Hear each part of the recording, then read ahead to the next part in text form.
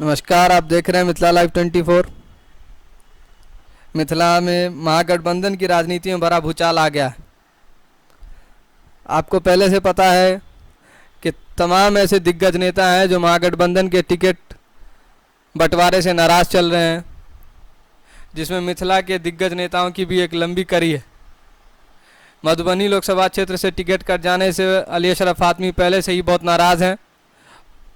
उन्होंने पार्टी आला कमान पे भी इल्ज़ाम लगा दिया और कई नेताओं का इसमें नाम लिया था।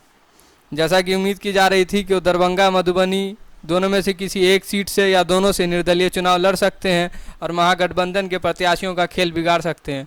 अब खबर आ गई है और अली अशरफ फातमी ने ऐलान कर दिया है कि वो मधुबनी से निर्दलीय चुनाव लड़ने जा रहे हैं और 18 को नामांकन करेंगे। इस ऐलान के साथ ही महागठबंधन के प्रत्याशियों के गले सूखने लगे हैं, उनके दिल की धड़कनें तेज़ हो गई। पहले से ही महागठबंधन के प्रत्याशी जो मधुबनी में राजू बद्री पूर्वे हैं, उनके चयन को लेकर खासी नाराज़गी राजद के अंदर भी थी और महागठबंधन के घटक दलों में भी थी।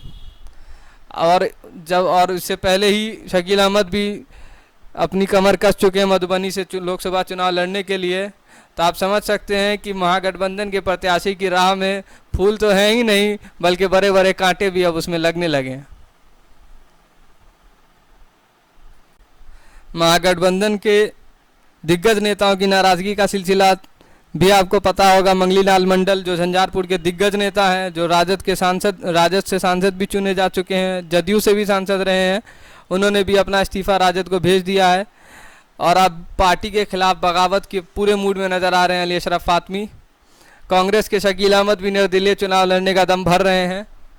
पूरा मुस्लिम वोटों का जो एक समीकरण है उध्वस्त होने की कगार पर है मधुबनी में, और महागठबंधन के प्रत्याशी की राह आसान बिल्कुल नहीं दिखती है।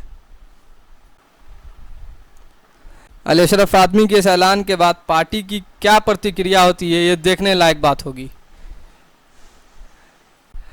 क्या वो पार्टी को अपना इस्तीफ़ा सौंपेंगे या पार्टी उनको निलंबित करेगी, ये तो बात की बात है। मगर उनके करीबी कहे जाने वाले बद्री पूर्वे की क्या प्रतिक्रिया होगी, चूँकि खबर बीच में आ रही थी कि अली अशरफ फातमी मान गए हैं और बद्री पूर्वे के पक्ष में मधुबनी लोकसभा क्षेत्र में प्रचार करेंगे। लेकिन अचानक इस फैसले के आने से के कई मायने निकाले जा रहे हैं। राजनीतिक गलियारों में खासी हलचल है और महागठबंधन के प्रत्याशियों के चेहरे पे पसीने भी साफ देखे जा सकते हैं। क्या इनके ऐलान के बाद मिथिला में जो सीटें हैं लोकसभा की, उसके समीकरण पे क्या असर पड़ेगा? क्या राजद को धक्का लगेगा? क्या महागठबंधन का बेड़ा पार होगा? क्या मुकेश सहनी की नौका छाप पार्टी की स्थिति यहाँ क्या होने वाली है, ये देखने लायक बात होगी। आप जानते हैं कि पूर्व में प्रेस कॉन्फ्रेंस करके अली अशरफ फातमी ये बता चुके हैं कि उनको आश्वासन दिया गया था मधुबनी लोकसभा सीट से वही प्रत्याशी होंगे महागठबंधन के।